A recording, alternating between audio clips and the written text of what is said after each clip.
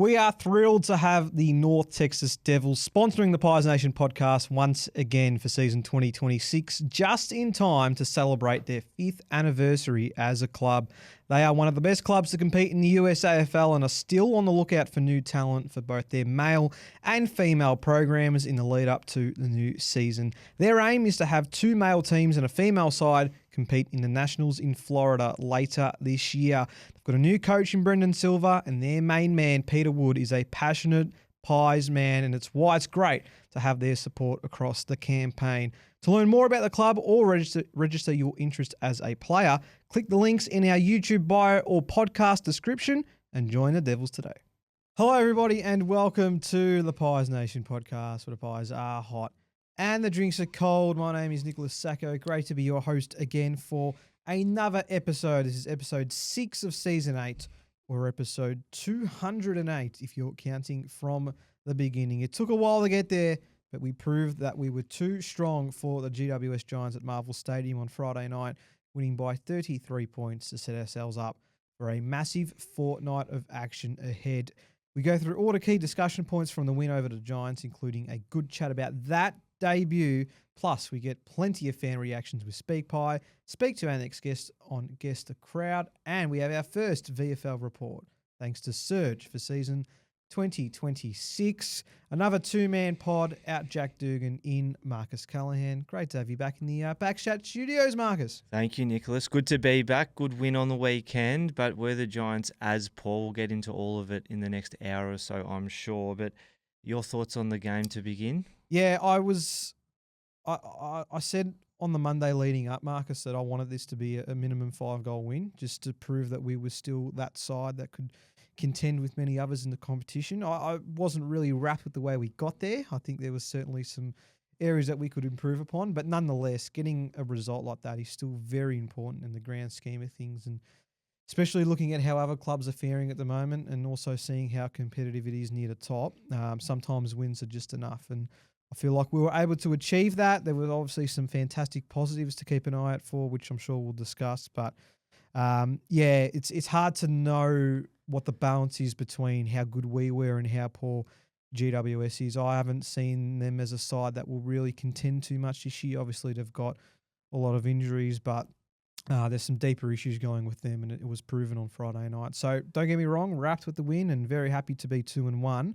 Hopefully it doesn't hide too many underlying issues that we might find ourselves in. And I think these next couple of weeks are going to be they're going to give us a greater understanding, really, of where this club is at in 2026. Yeah, absolutely. We're going to need to see a few more rounds of footy with the list that is pretty healthy at the moment. A few injury scares, of course, that we'll get to later in the pod. But overall, I'll take the win, Nico. I just thought that we need to probably be a bit more considered once more with how far we get in front of ourselves. We are only 2-1. We are only 3-4 rounds into the season, and there will be some interesting themes, I think, pop up over the next few rounds of footy that we've labelled at the beginning of the season, and we'll continue to come back to as we do our best to make a finals appearance this season. Absolutely.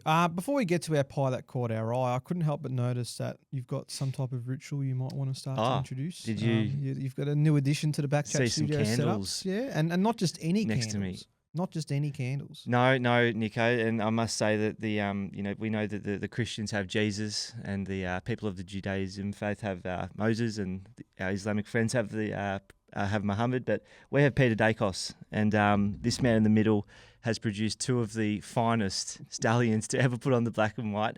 So I just thought, while these boys are going as well as they have, and I think we had close to another 70 possessions for Nick and Josh on the weekend. So we won't light these candles and burn this place down, but their footy is pretty hot at the moment, so I thought it was only appropriate. God, they were so impressive again on Friday night, weren't they? Especially Nick. I mean, it's incredible to think that they can go to another level, seeing the type of footy they've produced so far. But maybe if we start to fall a little bit, maybe we need to light those candles up and have a bit of a ceremony. So I like it, Marcus. Good addition. Any of them in the pie that caught your eye? Not this week, but I have gone with Braden Maynard, Nico. I thought that his match was absolutely superb. The way that he brought the heat and covered so many gaps in defence was not to be ignored. Probably the type of match where you look at his game and think, geez, there's other defenders there who were more, I guess, enforcing their presence, particularly Billy Frampton. Jeremy Howe when he could get to the contest, Darcy Moore less so. But I just thought, once again, Maynard was a true embodiment of the team defender and came across many a time. And really the bit that caught my eye was that spoil, I guess you could call it, in the last quarter. We're up by 40 points and he's still desperate to get to the contest and still leading by example as vice-captain, might be captaining a few more games in the next few rounds as we're aware of Darcy Moore's injury. But just another really telling performance from Bruz. And I think he's probably come off a bit of a down year last season and he's just starting to pick up a bit more and really starting to show us some more of that 2023 form. So huge game from Bruz. Yeah, definitely one of our strongest, if not the strongest defender I felt that we had, considering we were a few soldiers down, not literally, but just with the makeup of the back line, which I'm sure we'll get to very shortly. In a similar vein, I went with Steele Sidebottom as the pie that caught my eye, and we got a bit of vintage Steele again on Friday night. 31 disposals, 7 score involvements, 20 pressure acts, nearly 500 metres gained. I just felt like he was everywhere. He covered so much ground and was so pivotal to us at certain stages, doing some rolls in the back line, had a couple of intercept marks where I saw and I thought, gee, okay, we've really pulled all stocks there. But also had an impact up forward, despite the fact that he didn't get on the scoreboard. He still had 7 score involvements, which was crucial. A moment for me as well that encapsulated just how well Steele was on Friday night. 7 minutes to go in the third term. So this is the second goal that Dacos kicked. That was the result, but Steele has the footy. He had the poor debutant from GWS on his heels, was able to dummy around him, kicks it down the line, but follows up, immediately draws himself to the contest, gets in hard, wins the football back, leads to, I can't remember who kicks it inside 50, finds Nick Dacos, and then he rolls in for his, it might have been Shooter. Q. Yeah. Rolls in, kicks the second, and we're away in that third quarter. So just his ability for his second, third up efforts. I mean, these are things that we come to expect from Steele Sidebottom, but to see him still doing that at 35 years of age is simply extraordinary. And it's fantastic to know that we've still got some of those moments left in Steele Sidebottom's career. I thought he was superb and one of our 3 or 4 best for the night. For sure, and was in the mix for my votes this week. The mark he also took before he did that dummy was exceptional as well, a contested mark coming out of defence. In true Steele fashion, though, we also had the snap on goal from about 15 out. That would have brought the house down, which he's just missed. So he does some mercurial things, but then at times we just kind of go, oh, Steele, could you get a little bit closer, please? But I thought he was unbelievable, and really it'll be interesting to see, again, mid-year last year, plenty of people in the media had him in their All-Australian team. Not the squad, the team.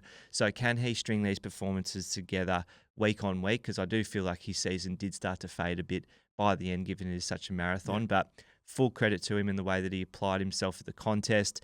Very clean in amongst it. And when he bowled that young guy over as well, I thought, gee, that's not the Steele we know, getting physical. So good to see him throwing his weight around too. But I just love that he's still showing his versatility, even at this age. So yes, he's a bull in the midfield and a ball-winning magnet at times, but just knowing that he can still go up forward and play a role there and even track back and be that relief sort of player too when things are a bit sticky. So love Steele. He's my favourite all time for a reason. And it was just great to see him perform really well on Friday night. Probably doesn't get much of the attention though, because there's one man that we need to speak about that came from this Friday night match. And of course that's Oscar Steen, who made his debut, and not just made his debut, he made his presence known. He was nothing short of superb.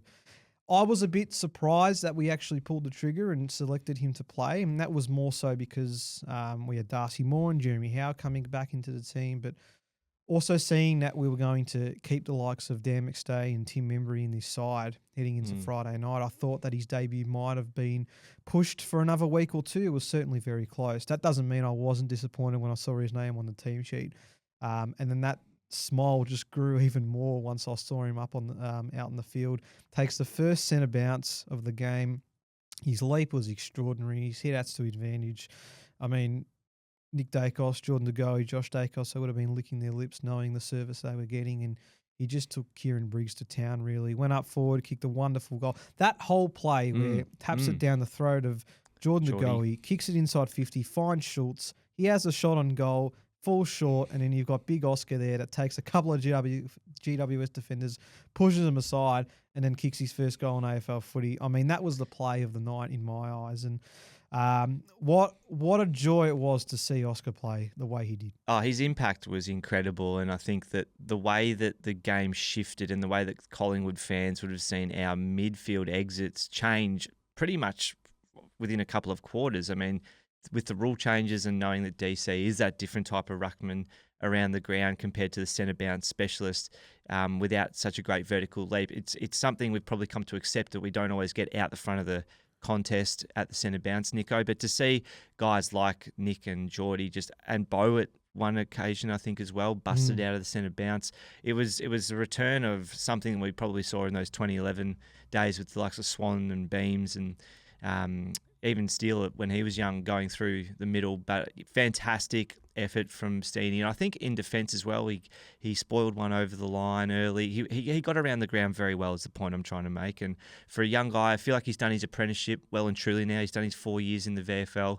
And we've brought him in just at the right time to hopefully be, well, I think, second choice ruckman at this point in time. But with the rule changes, it'll be interesting discussion over the course of the season, how he complements with Darcy Cameron. But the way DC got around him too, I think, was awesome as well, because he would learn so much of his craft from the big fella. And to see them going about it together, I think it's an exciting time for Pies fans. So how do you see them complementing each other going forward? Because as we said, the rule changes have caused Darcy Cameron to already try and change his game. And look, don't get us wrong. We know how superb DC has been over the last 12 months and the influence that he has at both ends of the ground in particular. But do you see it working?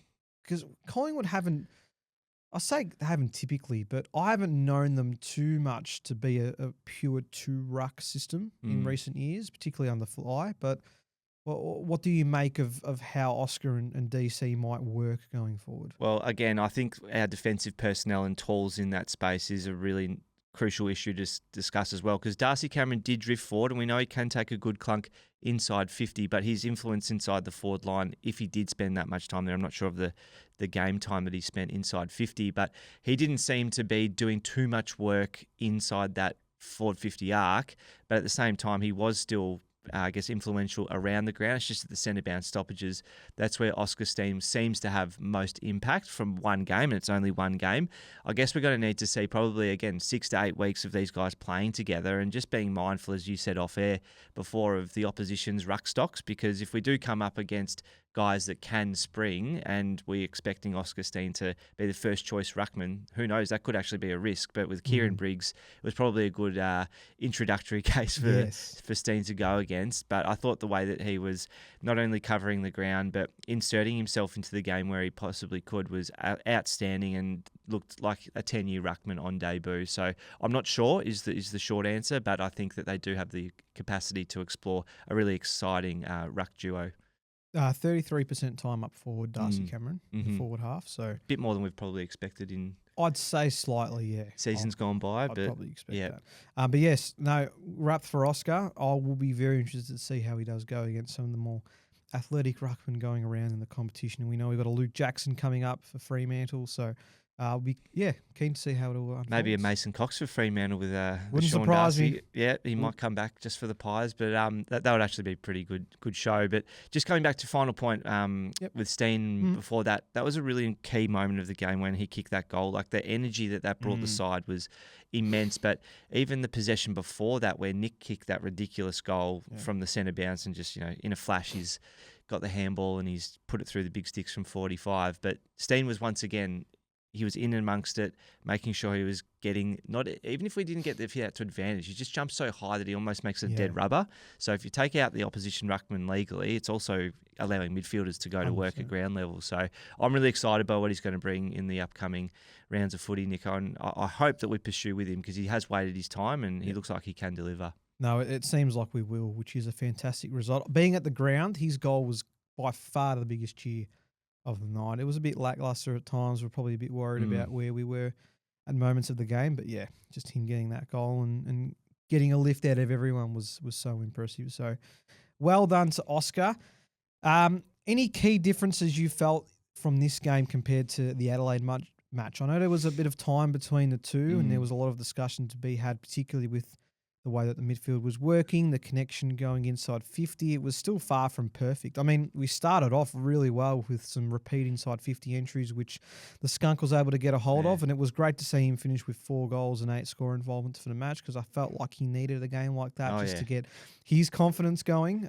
But again, going back to the question we had at the top of this podcast, what balance is it to us improving from that Adelaide match, and what balance is it to GWS missing some key soldiers and just not being able to perform? Exactly right. And this is where not overstating the win is important. But at the same time, it did seem, particularly before Pendles went off, like some of the balls that he was floating to Membry, and I think he hit Josh Dacos in the centre corridor, and that led to another score early on. So it seemed like the team had gone to work on that forward line connection. The spacing seemed a little bit better. There didn't seem to be guys getting entries from too far on the wing. I felt like we had kept the ball in flow throughout patches of the game, and we did a much better job of getting good shots on goal as well. Yeah. So it was a vast improvement from the week prior.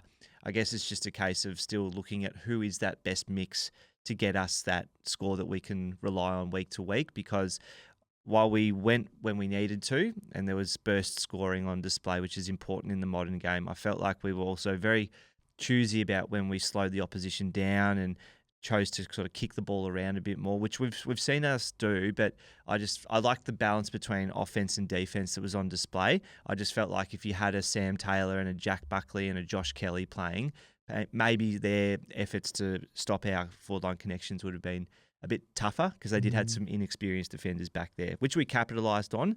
But I'm just going to need to see a few more weeks of this reliable forward line connection before I say we've got this right. Yeah, there's certainly no need for us to start saying that all our problems are solved, because it was far from that. It was better though, which is what we wanted to see. That's right. And yeah, it was a funny game watching for me, because there are times where I did feel like, geez, we really should be putting the foot down here against this side, knowing that they weren't quite up to scratch. But at the same time, they had some very ordinary shots at goal, did the Giants, and you just felt like if 1 or 2 of those had have gone in, all of a sudden we're talking about a different style of game. But yeah, nonetheless, I think just, again, going off the top, the fact that we're able to get enough points on the board and do enough around the ground. I really felt we could get them in the midfield coming into this match. I just don't think they've got a lot of depth, and they're missing such a prime ball mover in Tom Green that it was always going to be tough for them.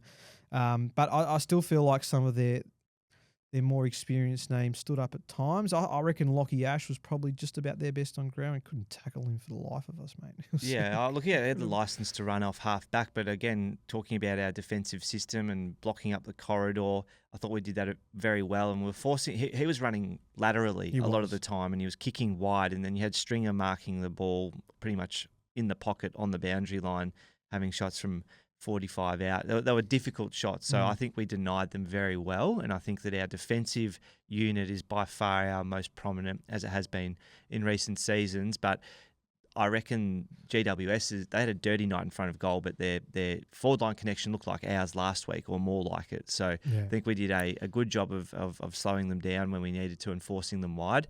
But against some of these genuine contenders, Nico, the Dogs, the Swans, the Hawks, we're going to have to be absolutely on it if we think we're going to beat these sides and really think about kicking 100 points to win rather than just trying to deny them scores. Well, that was the first time, I think, since the Richmond game last year where we kicked more than 11 or 12 goals, I think it might have been the number in a game, which is not pretty concerning in some aspects, but nice to have gotten over that hump. Let's touch on the back line, because we had Darcy Moore and Jeremy Howe all but confirmed to pretty much play in this side early in the week, and then we were primed to see them back. They had enough time off. Jeremy Howe was quiet but serviceable. I don't think he did anything wrong, but you could tell, and you mentioned it in our group chat, that he was probably just pulling his kicks a little bit, didn't want to test too much of some of the issues he was having. For sure, and I mean, Darcy Moore come off a similar injury, and we saw what happened there. I'm sure we'll get to that in a moment. But yeah, I felt like Howie, given his recent history, like you can't tell me that psychologically you wouldn't be a little bit wary of how the body's going to pull up from a big spoil or even just hitting a 45, 50 metre kick out of defence. So there was one in particular where he handballed it to Nick, who was just not in a position to receive the football when he should have just hit eject and got it out of there. And I just think he's going to need a little bit more time to get that body confidence back, and that's okay. It's just that we know that getting through a game had not been something he'd done all that well due to successive injuries late last year. So I'm happy for him on those grounds, Nico. 100%. I just think that if he's playing, he needs to be 100% fit. And this was a bit of a roll of the dice. Like at the Dome as well, we know that soft tissue injuries can seem to pop up on this surface a little bit more often than we'd like, Nico, over the journey. And we don't play much footy there, so fully acknowledge that. But it just seemed like a questionable one to bring back Moore and Howe, who are both not getting any younger, at the Dome against a team that was trying to play fast, at least early. Yeah, we were fortunate not to have to rely on Jezza too much on Friday night with the work that Braden Maynard did, and to a certain extent Billy Frampton, as well. Yep. It was nice that Jeremy wasn't relied upon as such to be that key intercepting defender that we've seen from him in recent years. And maybe that was the instruction too, Howie, you just sit deepest and you just point and organise, and I valued that because I reckon it contributed to how disciplined our defensive system was. Yep. But again, like this was against a side that was beginning to struggle more and more as the game wore on. So he'll need to get his hands on the footy as well as just organising guys over the coming rounds for sure. And then on Darcy. Yes. Now, on Mr. Moore. Mr. Moore. Mr. Moore. You could tell very early on that he was incredibly proppy, and when he came off the ground, we discussed it in our chat. We were very surprised to see him make a pretty quick return to the football field. Being at the game, I didn't see the vision in the rooms, which I only came to find out afterwards, that he was practicing some kicking in the change rooms, and he just looked so sore and uncomfortable. I was incredibly surprised that they ended up getting him back on the field and he was able to play out most of the game. It's now come to fact that he's going to miss 3 to 4 weeks as he continues to nurse that injury, which is almost worst case scenario in my opinion. It does, beg the question, should he have even played? Of course, the Pies have backed up their medical team and have ran all the right tests and the conditioning, which you have to take into account, and I understand, but the eye test shows that he clearly wasn't up to it, and we were fortunate in a way, again, in a similar fashion to Jeremy Howe, that we weren't so reliant upon him, and that GWS's kicks inside 50 didn't cause a Darcy Moore to have to fly for every football, although he did still manage to take some intercept marks, which was great.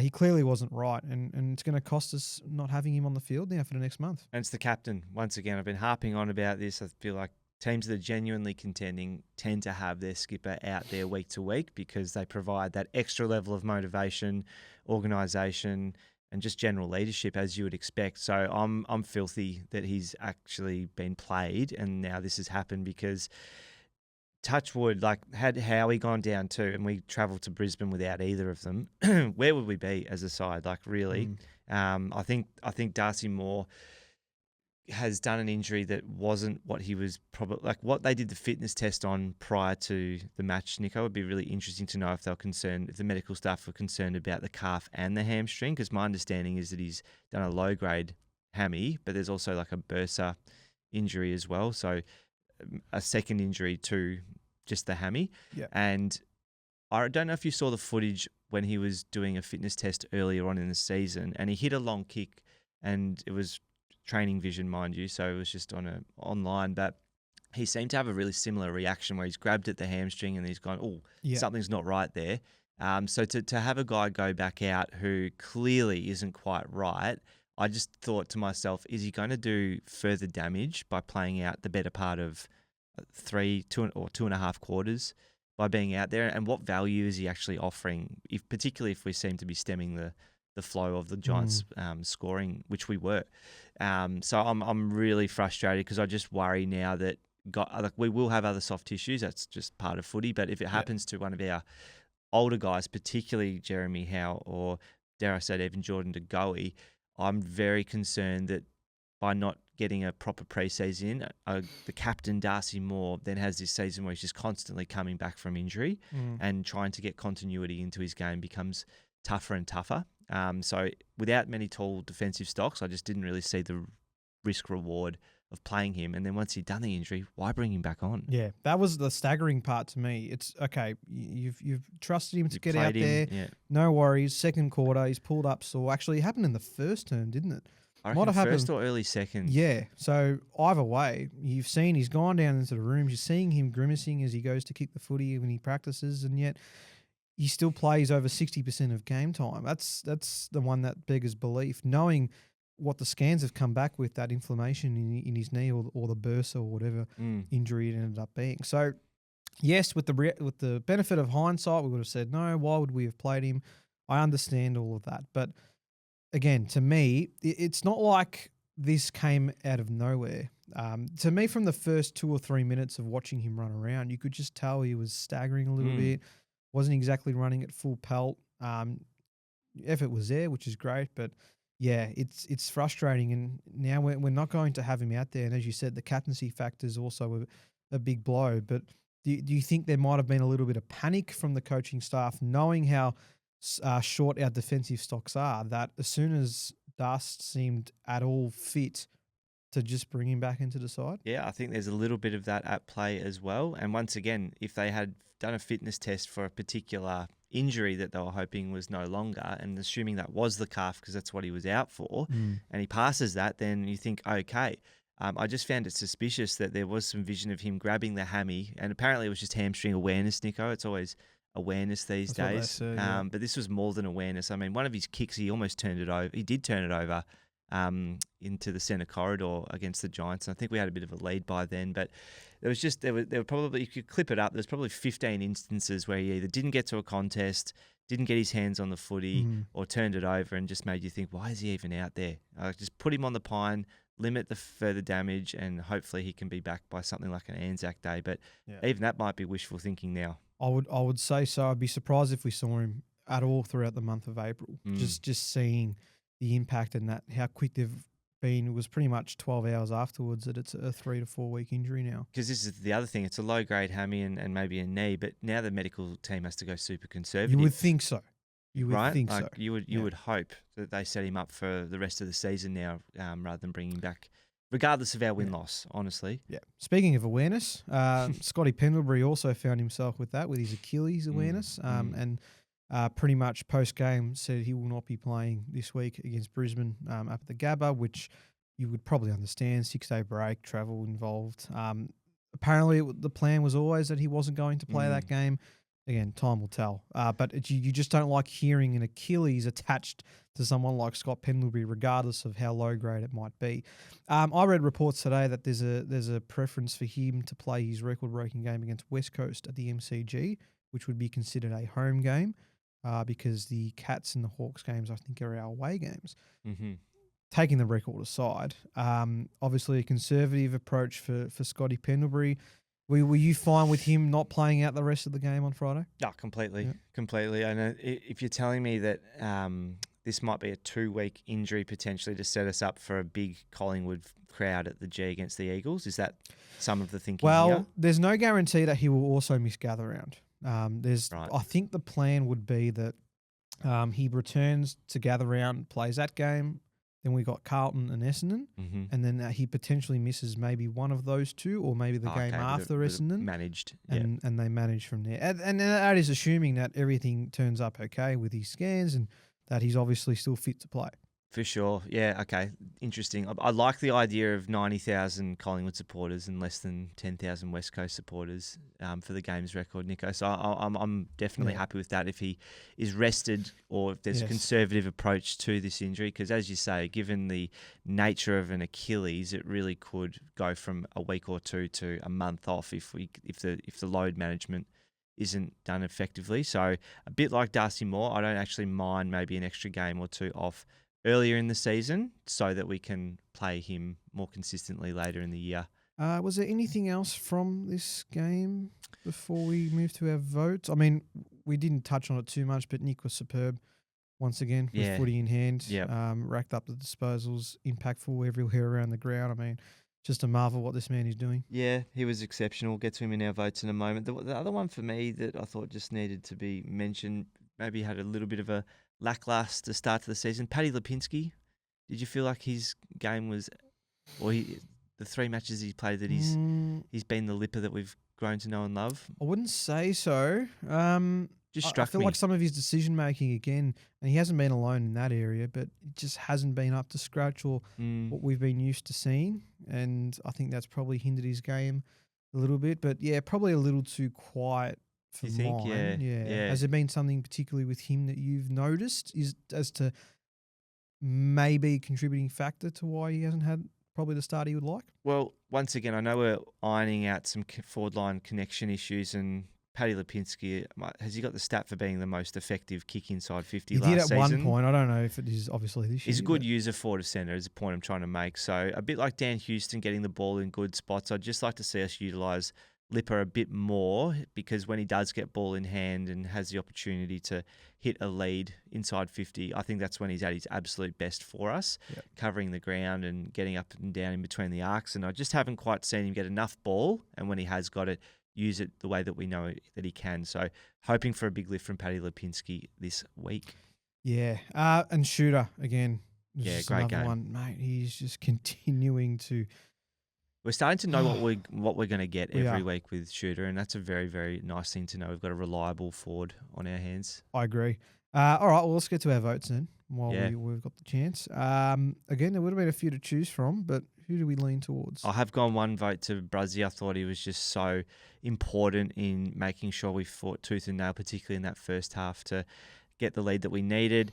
2 votes have gone to Oscar Steen, and I think that it's not just because of the debut, it's because he completely changed the shape of our midfield at the centre bounces, and couldn't tell you how many goals we scored from centre bounce, Nico. But if he's not jumping at the ball and providing that silver service to some of our midfielders, we're just not going on to kick those goals. And for a team that's had forward line connection issues, what better way to come out of the front of the stoppage and just run it down? Bo McCreary, absolutely beautiful. And then 3 votes have to go to Nick. Just on him for a moment, I thought the way that he covered the ground was as good as we've seen.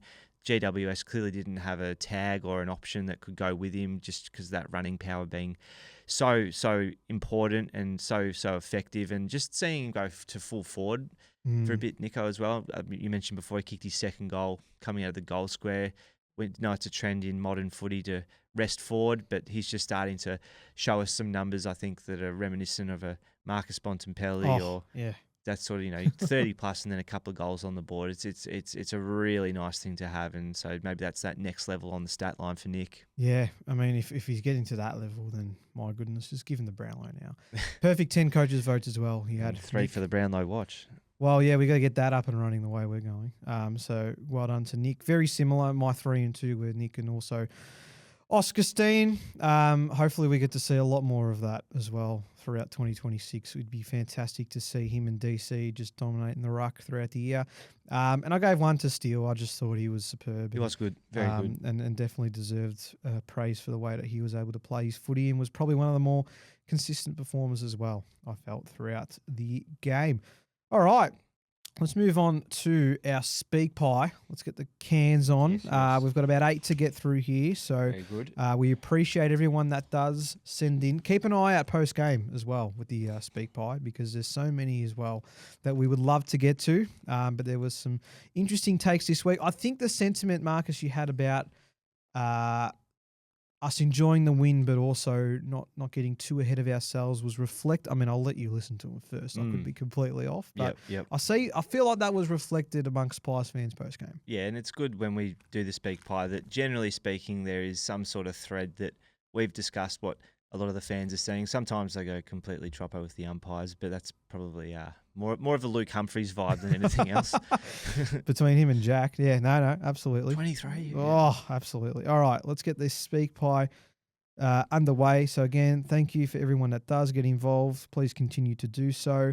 Where are we starting today? We are starting with Brendan. So thank you again for sending yours in, and we'll start with Brendan. So thank you. Let me refresh and try again.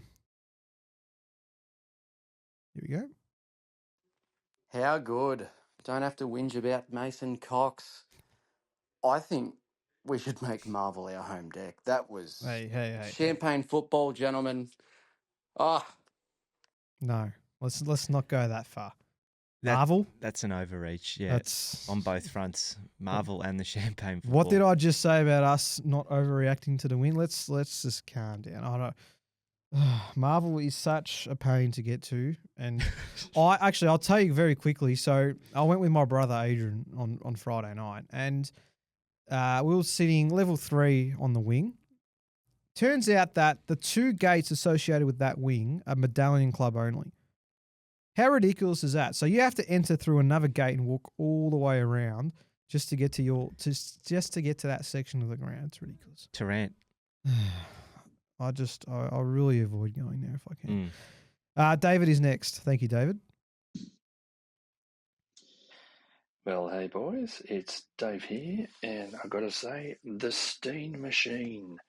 Has anyone got coaches' votes or Brownlow votes in their debut game? Haven't really seen much of him before, but hearing you guys and the Serge talk about him for the last 2 years, I can certainly see what the hype was all about. So certainly hope his career continues on that. After bagging him last week, good to see McStay put in a number of good efforts and kick a couple here. Steen showed him the type of endeavour that we really want to see throughout an entire game. So put in a few good ones more, McStay, will be happy. Great to see the Skunks game, and Shooter once again, just all the time, just absolutely on the pressure, awesome.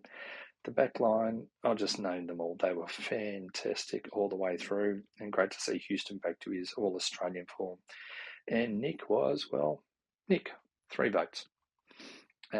Giants were a bit undermanned, so what do we take from that? Who knows? Let's just bring on the next few games and really find out what this team can do. Right now, just be happy with what we saw because it was awesome. Thank you, David. If you produce a clip for YouTube over the coming week, Nick, I reckon that might just summarise the game as well as you possibly could. That was very comprehensive in a short clip. I was impressed with that from David. David is usually pretty spot on with some of those things, so I like it. I'm glad that he was able to repeat contributor. He has been one. Good on you, David.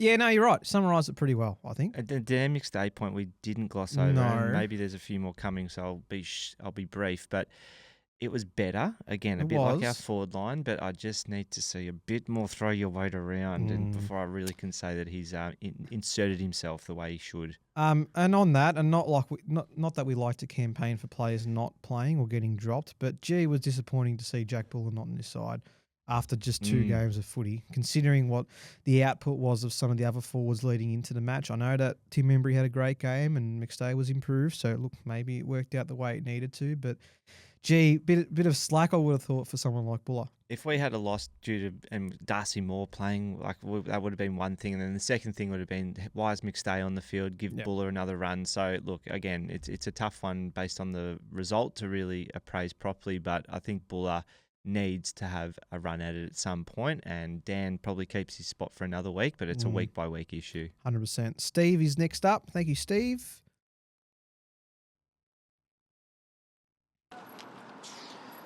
Hey, Pies Nation boys, Steve here. Just walking back to the car on the way home from the ground with the sun. Good night tonight. Good to see the Pies win. Again, get to hang the scarves out the window as we drive all the way back to Ballarat. Don't want to be negative at all, but I'd just love to see us put a side away once. We should have really won that game by 50 plus. But bit sort of leery in the end there, but a win's a win. Good way to start the weekend. Love the pod. Go Pies. Thank you, Steve.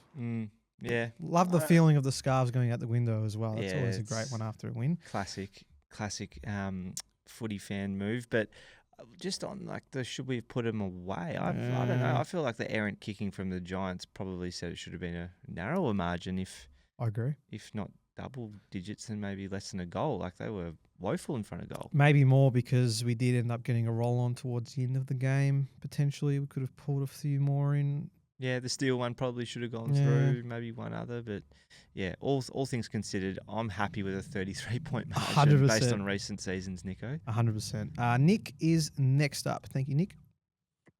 Boys, Nico here. It's 4:30 a.m. on Saturday morning, night after the game. Okay. I have 2 words for you. Oscar Steen. What a performance.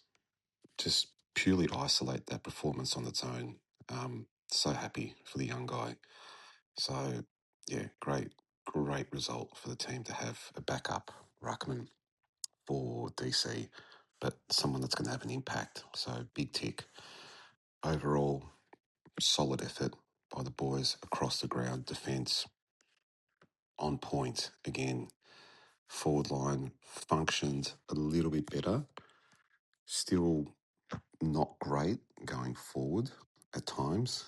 We just butcher the ball. That last kick inside 50 sometimes is just diabolical. But hey, look, hopefully we get better with that as the season goes on. And my man, Dan Jane McStay, bit better. Want to see more from him still, but at least kicked a couple of goals and got to some contests. On to the next one, boys. There we go. Yeah, I don't know. Like McStay again. I'm just reflecting on what we just said, and it was better, but it was still there's still so much more room for improvement. So yeah, Just knowing what he's capable of producing, I think that's why. the upside. That's what leaves us in the Correct. hang. You know, just wanting more from him. So Yep. yeah, come on. Matt's the next one up. Thank you. Gentlemen, gentlemen, gentlemen. It is currently 5:48 in the morning after, Jesus Christ. and my God, I've got two fabulous points for you. First one, Oscar Steen. Give him whatever he wants. Give him the fucking Oscars, the Emmys, the Golden Globes. Give him the goddamn Logies. I don't care if you give him the award that the porn stars get. Oh my Lord! Oscar Steen, I love you! Point number two. Big what? Big sounds? Nah, mate. All those orange people are going to be hearing is Collingwood. Collingwood. All right. Well, Collingwood.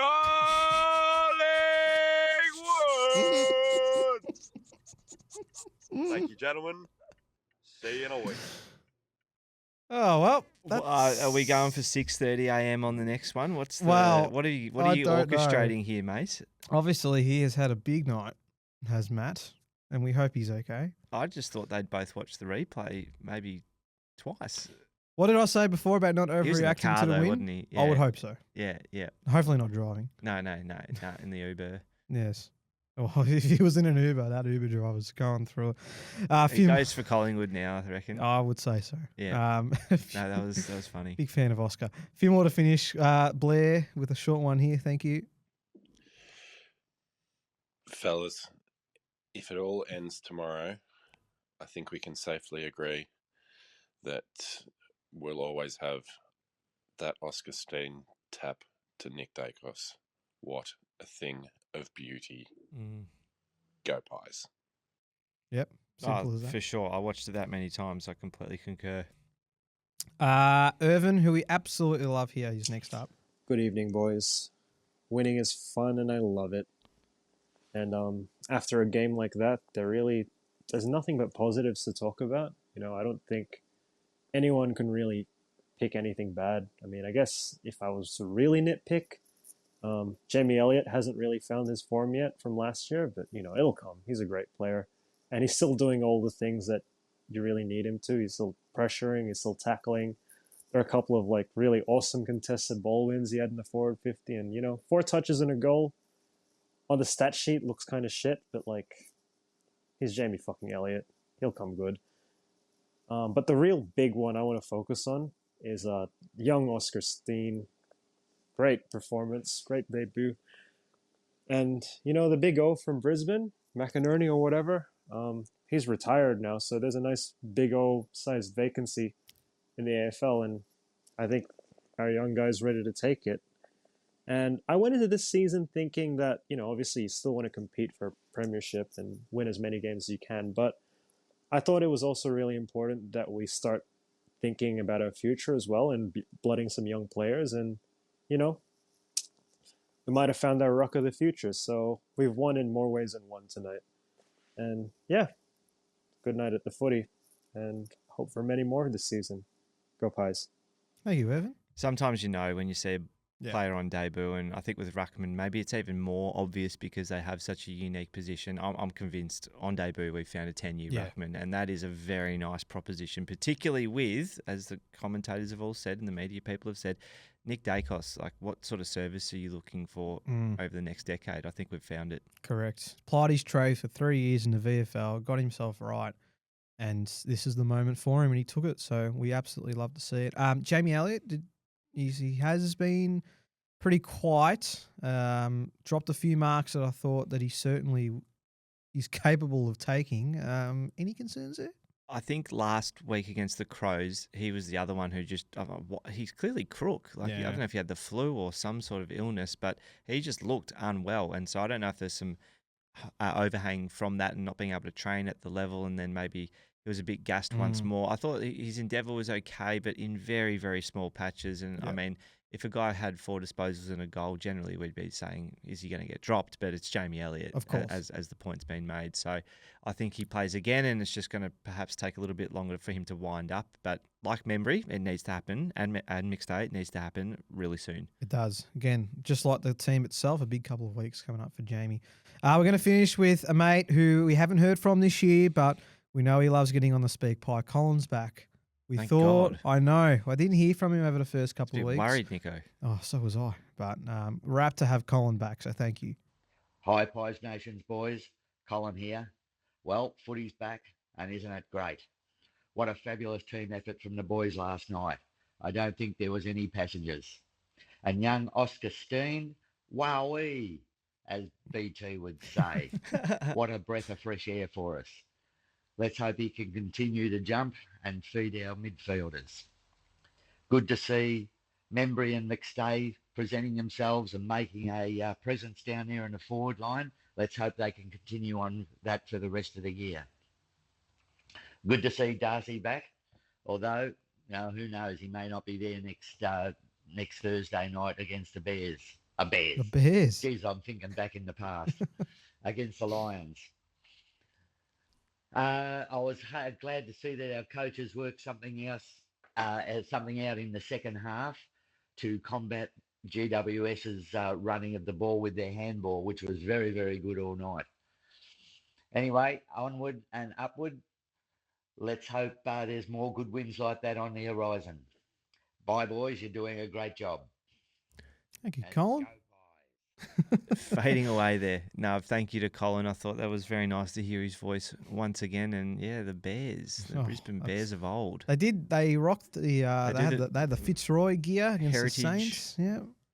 No, Yeah. I did see that. That was a bit interesting. Well, thank you for everyone that got involved. We always love hearing all of those that have the reactions. We want to hear more though. So if you haven't jumped on before and you're up and about, if you're a bit like Matt, who's 5:30 in the morning, has decided to just jump on and have a yarn, then that's what we want. Absolutely, and I think Matt might have actually been going to work.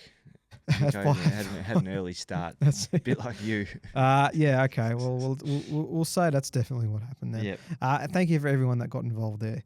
Okay, moving on quickly to our guess the margin. Able to bring these back, which is lovely. We had 2 that guessed the margin of 33 points. Shout out to Joe and Daniel, both on Twitter, who both gave us the 33-point margin. So well done to them. Next, though, is our guest to crowd, which is always something we love bringing to the table. And we've got another Nick that is joining us for our guest to crowd, which is lovely. We love hearing about the method, so we're going to get that. We'll get stuck into what he thinks for the season.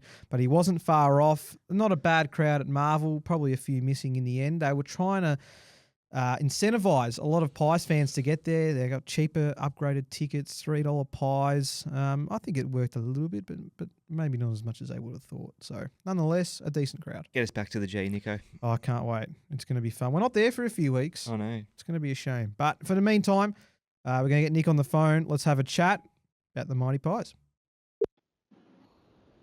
Hello. Is it Nick? Yes, that's right. It's Nick from Pies Nation. How are you? Yeah, good. Thanks for having me on, boys. No. Thank you for bearing with us. There's a couple of tech issues there, but we got through. Thank you for being our Guess the Crowd competition winner for this week. Well done, first and foremost.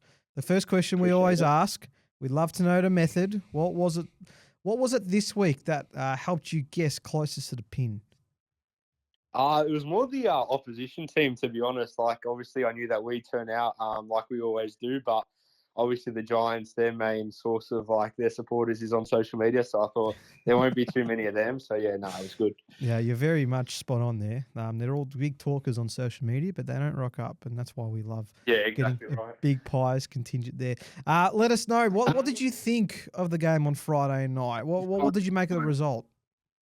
Yeah, overall, I thought it was a really like convincing performance. I love the way we played. And obviously getting a win over a depleted GWS side, but not forgetting they are a bogey team of ours. So yeah, it was a great result overall.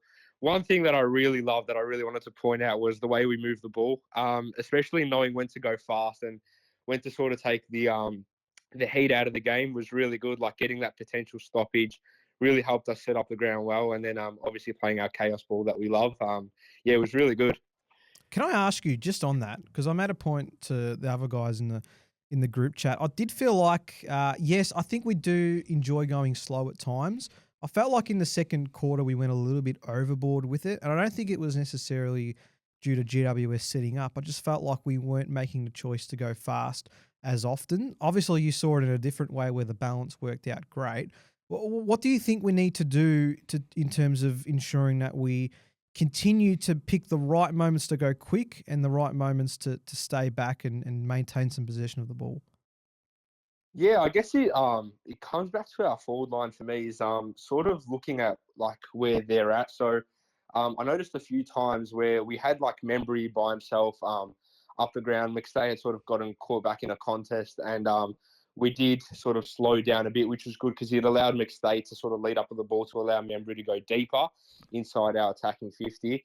But then again, like there were a few occasions, like you mentioned, where we did have options through the middle where we did just take the heat out of the game again, where I thought we could have gone quicker. So, yeah, I guess it just comes down to the forward line and how we've set up the ground forward of the ball.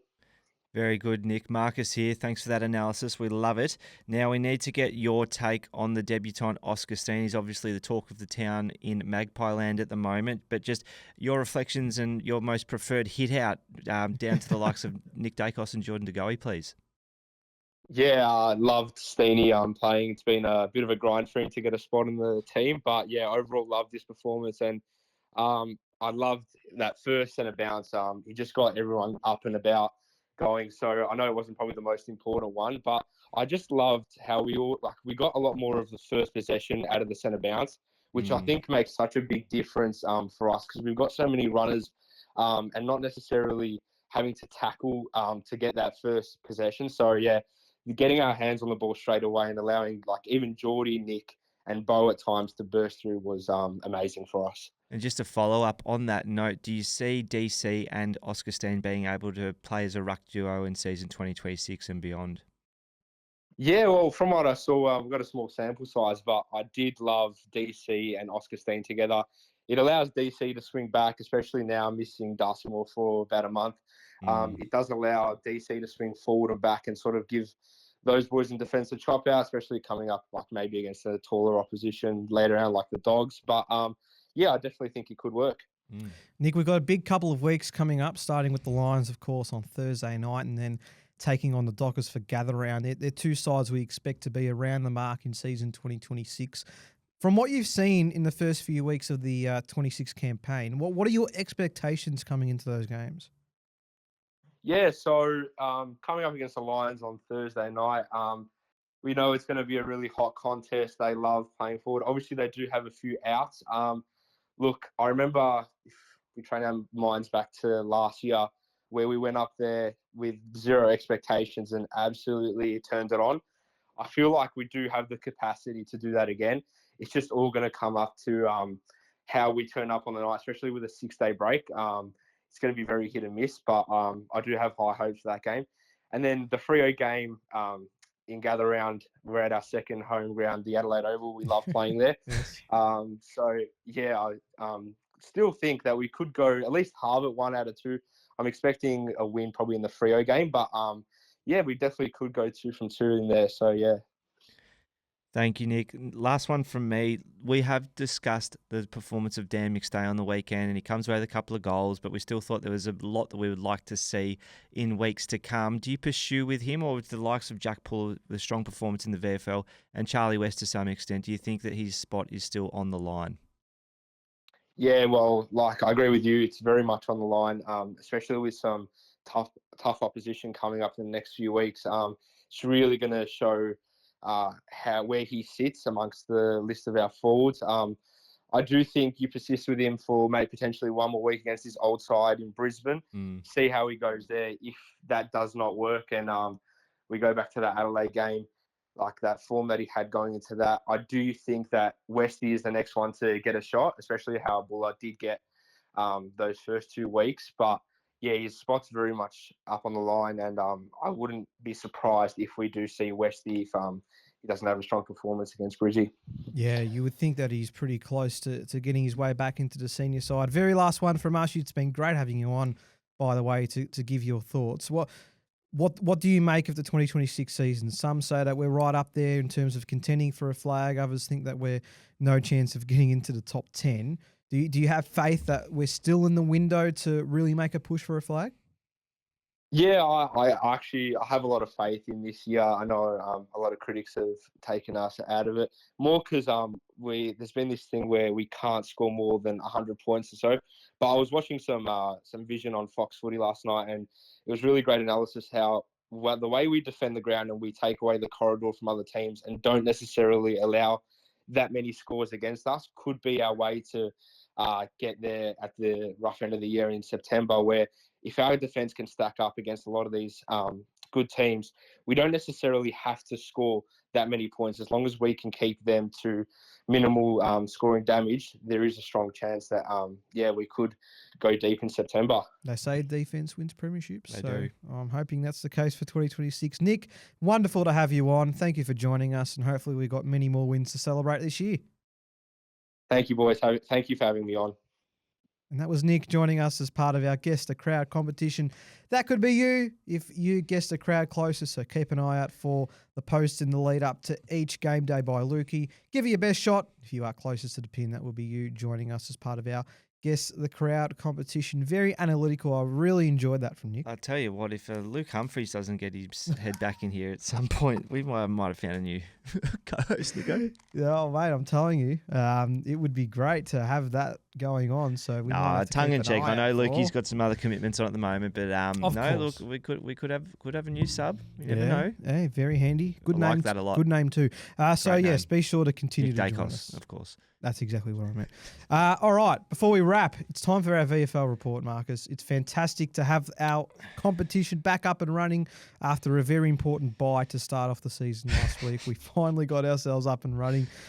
Unfortunately, though, before I get to Serge, weren't able to get the job done against the Giants. Weren't able to get the job done, and I do wonder how long footy fans are going to be able to put up with the current model for the AFL and VFL with the round bye, round gather round bye. It's just, it's starting to lose its appeal. So anyway, back to the VFL. We did go down by 16 points to the Giants, and it was an interesting game. We had a number of guys I feel like were putting their hand up that maybe have got their shot at AFL level and have gone back to the twos and now trying to get back into the ones. But yeah, without many injuries, it's going to be bloody tough for them, Nico. But unfortunate to go down to the GWS Giants. Fantastic to have the Serge back. Take it away. I called him today. Oh. I had a bit of a chat to Serge. So there's going to be some instances this year where he might send some voice memos as part of his VFL reports, which is great. But he also said that he loves how much airtime we give him for the VFL. And I say, well, he deserves it. He puts in the hard work.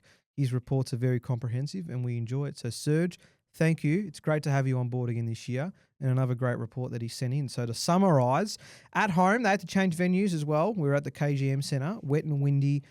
17 AFL listed plays we had, which is pretty extraordinary in its own right. It was a game of two halves and missed opportunities. We dominated the first quarter with the breeze, great foot skills. The running game was all there. Great inside 50 entries as well. Howes, West, McCarthy and Buller combining to kick 5 of our 7 goals, and we led by 32 points at quarter time. Our defensive efforts in the second term were sufficient despite being against the wind, but we only led by 6 points heading into the main break, thanks to the likes of Ben DeBolfo, who's co-captain this year, intercepted many forward entries. After half-time, with the aid of the breeze, Collingwood couldn't capitalise on their forwards' entries and missed a lot of opportunities to kill the game. We kicked an inaccurate 2-6, and we kept the Giants goalless defensively and led by 22 points. But heading into the final quarter, Collingwood were unable to hold off the fast-finishing Giants, who were full of run and made full use of the conditions. They scored 7-6 in the last quarter, GWS, and they won the game by 16 points. A disappointing result, given so that Collingwood had 17 AFL-listed players and only managed 3 goals after half-time. Had too few contributors in the second half and were out-pressured by the Giants. On a brighter note, Jack Buller played well over 4 quarters, as did Sam Swandling and Angus Anderson, and Jacob Ryan, who had his best game for 2 seasons, said Serge. Ed Allen continued accumulating disposals, finished with 29 and was our clear best on ground. So a couple of AFL-listed players having a good result despite the team not getting the win. Ed Allen in particular, Jacob Ryan is highlighted there. And I saw a lot about Sam Swandling, who apparently impressed too. Yeah, again, I didn't realise that Ed Allen had got over 30 touches, which is always impressive at any level, Nico. But I think the gap between his performances in the VFL and the AFL have always been an interesting thing to observe. So, again, it's a standout performance, but is there a guy who's played poorly enough to come out of the ones for the Lions match? I don't think so. Does he come in for Pendlebury? Well, potentially there's a replacement option there. Yep, for sure. Because the conjecture Based on form? the conjecture with Ed Injury, is yes. you're right. He's been very good at VFL level, hasn't translated it to AFL level as of yet. Do we need to see him as a pure inside midfielder before we make a final determination of what Ed brings to this side, or do you not think that's where he's best suited? Because the conjecture from Collingwood support is that we need to be playing him in that position to try and get the best out of him. Yeah, and I think that what we've seen is a player who wants space and uses acceleration, but probably needs more time in the clinches to take more hits and get more accustomed to that type of footy at the level. Against the Lions, they are pretty strong in the centre bounces and around the stoppages, so I'm not sure I'd bring him in for that role against them, but he is a likely replacement. I didn't think of that for Pendles. The other guys, as I was just talking to Nick on the phone before, that I wanted to mention their stat lines. So yeah, Jack Buller, 22 touches and a goal. And played a lot of ruck. Stack of marks as well, but like that's a significant improvement compared to the ones. And then, yeah, Charlie West with the 14 disposals and the 2 goals as well. So if these guys put in 2 or 3 more performances like that, they have to be given an opportunity if McStay in particular, or Membry for that matter, aren't showing up. So some healthy pressure, even though it's a very small sample size. That's what we like to see. While Collingwood are playing the Lions in the VFL this week, the Coburg Lions, that is, not the Brisbane Lions. We usually play Brisbane as a lead into the Easter Thursday clash, but not doing so this year. They've got the might of Sandringham to come on Friday. We're playing Coburg Good Friday at Coburg City Oval, 1:05 p.m. So if you want your dose of VFL action, then Good Friday is the day to do so. So thank you again to Serge. Looking forward to his comprehensive reports throughout the year. And we're up to 22 teams now with Tassie entering the VFL. So how ridiculous that in an even comp we've still got buys. you try and explain that to me. Seriously, yeah. Again, didn't have my finger on the pulse with that one, but makes no sense. It's extraordinary. That's what the AFL is.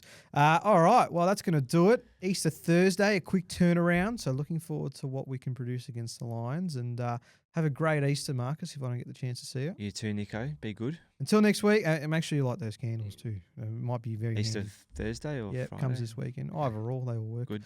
Until next week, then, I've been Nicholas Sacco. You've been listening to or watching the Pies Nation podcast, where the pies are hot and the drinks are cold.